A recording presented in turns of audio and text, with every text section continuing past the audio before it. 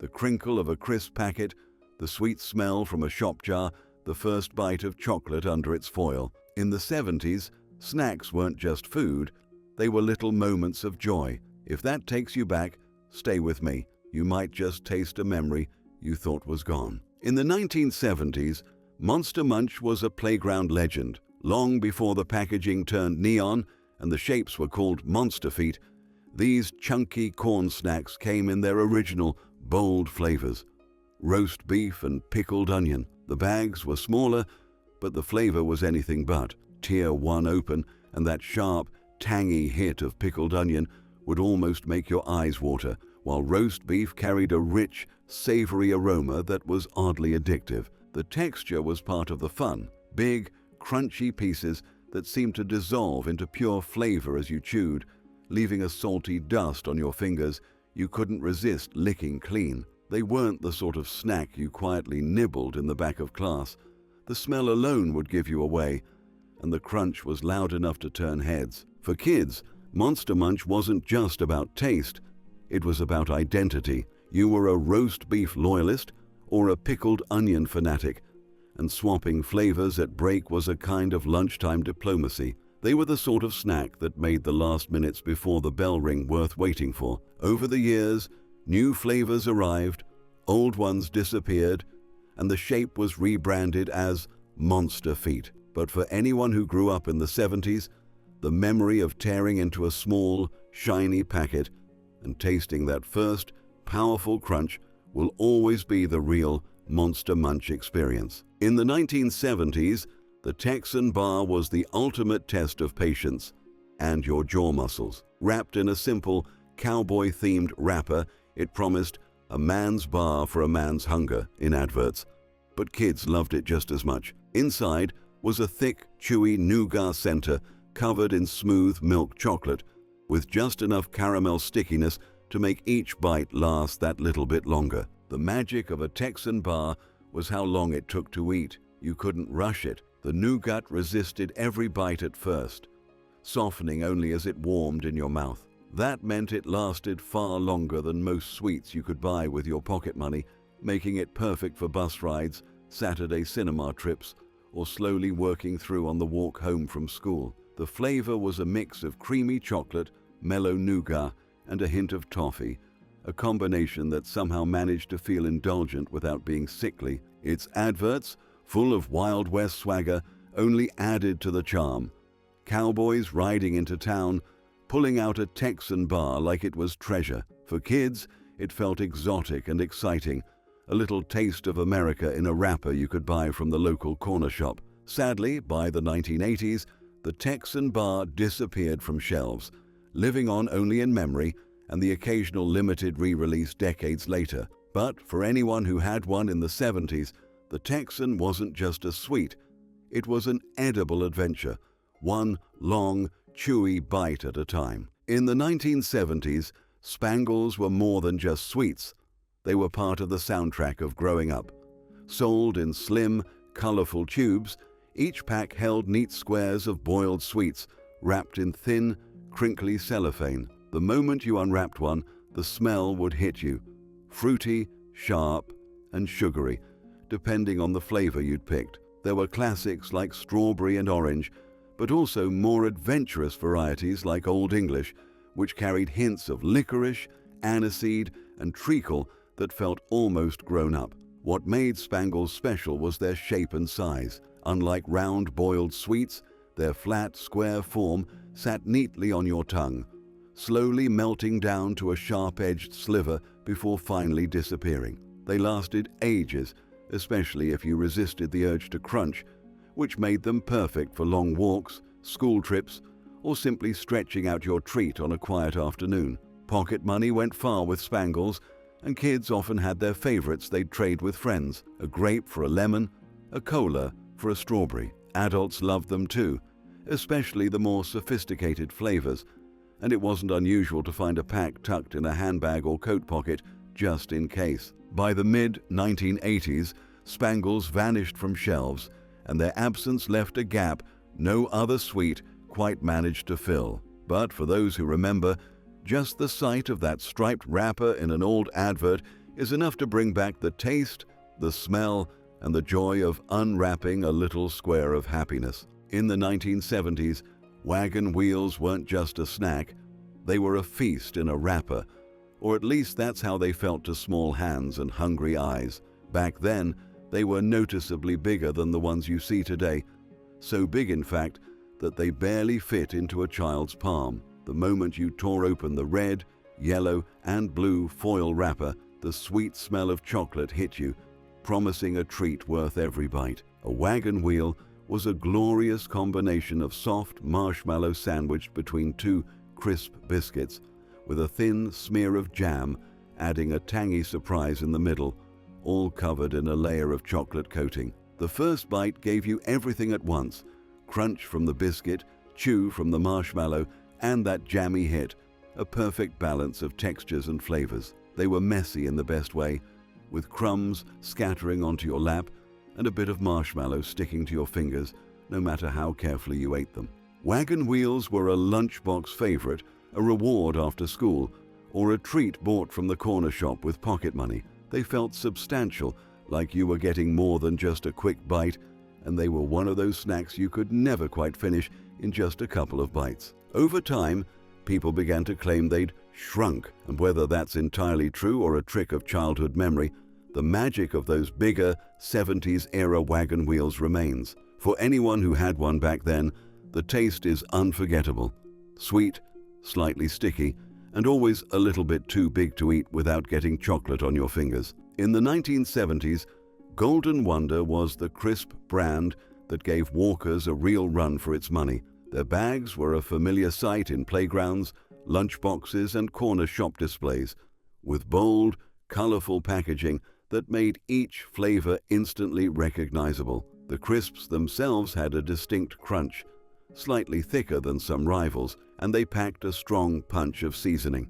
Roast chicken was a big favorite, with its savory, almost roast dinner warmth, while prawn cocktail offered a tangy, slightly sweet hit that was unlike anything else at the time. Opening a bag was its own little ritual. The salty, savory scent would drift up as soon as you tore it open, making your mouth water before you'd even taken the first bite. And, unlike today's pre-flavored crisps, Golden Wonder sometimes came with the fun of shaking the bag to spread the seasoning more evenly, ensuring every crisp had that full hit of flavor. They were affordable too, which made them perfect for pocket money treats. You might pick up a packet on the way home from school, eat them while watching children's TV, or tuck them into your satchel for a secret snack. Golden Wonder had a loyal following, and for many, the brand was part of the fabric of everyday snacking.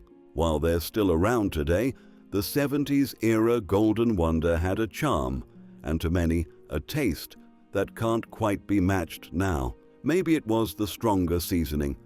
Maybe it was the feeling of shaking that bag in your hands, or maybe it was just the magic of being a kid with crisps that felt like the best in the world. In the 1970s, the Marathon bar was the heavyweight of the sweet world, solid, chunky, and guaranteed to keep you chewing for a while. Long before it was renamed Snickers in the early 90s, the Marathon was a familiar sight on shop shelves, its dark brown wrapper promising something rich and satisfying. Inside, it was a glorious combination: roasted peanuts, chewy caramel, and a thick coating of milk chocolate, all wrapped around a firm nougat base. The first bite was an event in itself, your teeth sinking through the chocolate, meeting the soft resistance of caramel, then crunching into the peanuts. It was sweet, salty, and filling, the kind of snack that felt almost like a meal when you were a kid. If you ate it straight from the fridge, it became even chewier,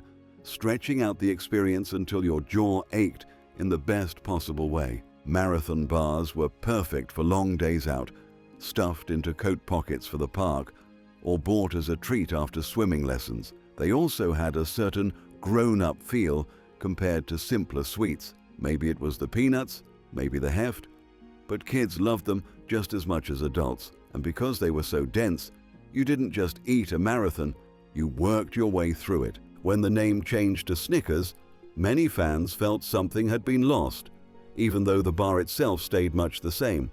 But for those who remember the 70s version, the word marathon still brings back that feeling of unwrapping a bar you knew was going to take time, effort, and reward you with every bite. In the 1970s, the Sherbet Dip Dab was pure, fizzy fun in a paper packet. Sold in bright yellow wrappers with a cheerful cartoon on the front, it was the kind of sweet that felt like more than just a quick bite.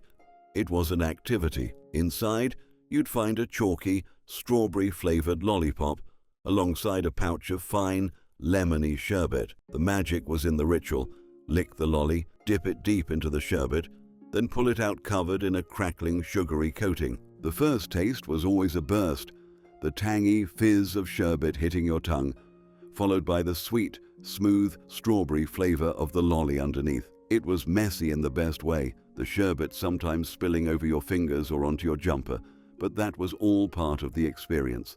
Some kids would carefully work their way through it, re-dipping until every last bit of sherbet was gone. Others would abandon the lolly halfway through and pour the sherbet straight into their mouths for one final rush of sweetness. Dip dabs were the kind of treat you bought from the corner shop with loose change, tucking it into your pocket until the moment felt right. They were perfect for sharing with a friend or for showing off a perfectly coated lolly in the playground. And while sherbet sweets still exist today, there was something about the paper packet, the simple strawberry flavor, and the way it made you feel like you were getting two treats in one that made the 70s dip dab unforgettable. In the 1970s, Fry's 5-center felt like the most sophisticated chocolate bar you could buy. It wasn't just a single flavor wrapped in chocolate, it was 5 different fruity fondant centers, each waiting in its own neat segment beneath a smooth coat of dark chocolate.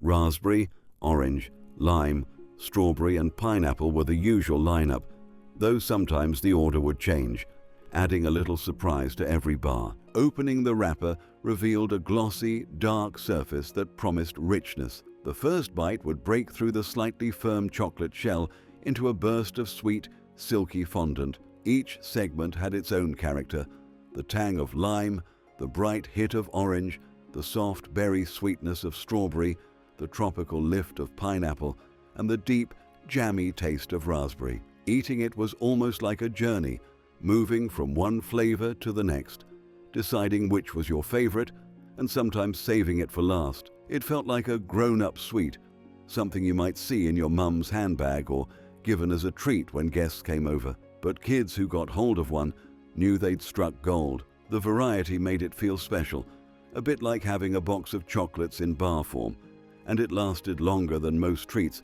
because you savored each section. Fry's 5-center disappeared in the 1990s, and while the brand still makes other fondant-filled bars, nothing has quite matched the magic of 5 flavors in one. For those who remember it, the name alone brings back the memory of peeling back the silver foil and wondering which taste would greet you next. In the 1970s, Smith's Crisps, with their little blue twist of salt, were as much about the ritual as the taste. Inside each plain, unseasoned crisp packet was a tiny blue paper twist, carefully folded to hold a pinch of salt. The first thing you did after opening the bag wasn't eat, it was find that salt packet, untwist it, and sprinkle the grains over the crisps. Then came the fun part, folding the top of the bag closed and giving it a good shake to coat every crisp evenly. The crisps themselves were thin, golden, and satisfyingly crunchy, with a clean potato flavor that came to life the moment the salt hit. Sometimes you'd sprinkle the salt sparingly, saving a few plain crisps for the end, while other times you'd empty the whole packet and enjoy the intense savoriness. The shaking part made them feel interactive. You weren't just opening a snack, you were making it your own. For kids, it was a small thrill to be trusted with the seasoning job, especially on picnics or family outings. For adults, it was a simple pleasure, the kind of snack you enjoyed with a pint in the pub or at home in front of the telly. There was something honest about them. No artificial flavors, no gimmicks, just potato, salt, and crunch. Over time, ready salted crisps became the norm, and the little blue twist disappeared, taking that small moment of involvement with it. But for anyone who grew up with them, the memory of shaking that bag, hearing the rustle, and tasting that first perfectly salted crisp is as vivid as ever. Snacks in the 1970s. Britain were more than just something to eat. They were tiny moments of joy, bought with pocket money, shared with friends, and remembered for a lifetime. If one of these treats brought back a taste, a smell, or a smile, share your favorite in the comments and subscribe so we can keep these memories alive together.